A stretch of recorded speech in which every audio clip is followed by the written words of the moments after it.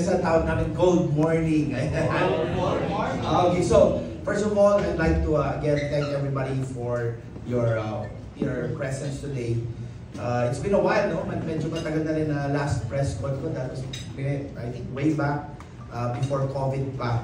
And there are a lot of developments in our company that I personally feel will be another way for us to expand our services, and of course, mas marami tayong matutulungan na Pilipino dahil dito.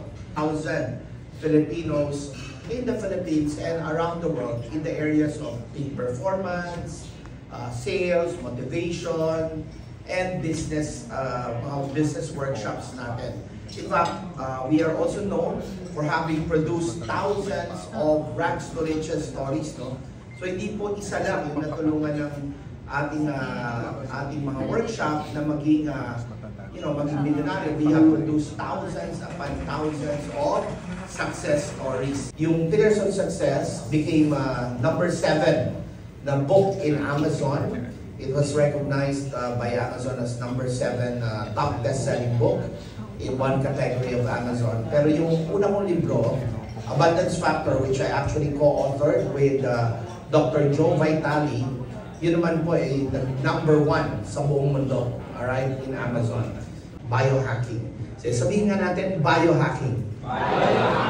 Biohacking and yung tinatawag namin na frequency healing.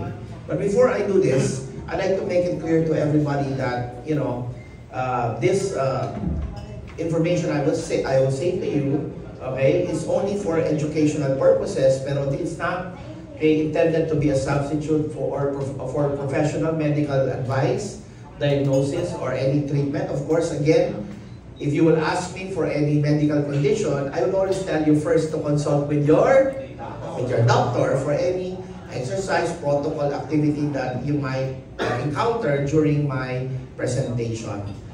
And it's not considered a medicine, it's a food supplement as registered in the FDA. And of course, nakahalal certified na rin yan. And it's being manufactured by an ISO certified malaking company yung nagmamanufacture. Alright, so we import all the ingredients from France and the US. No? So, and kinakapsule namin dito sa Pilipinas. Sir John, alam ko the premise ng biohacking.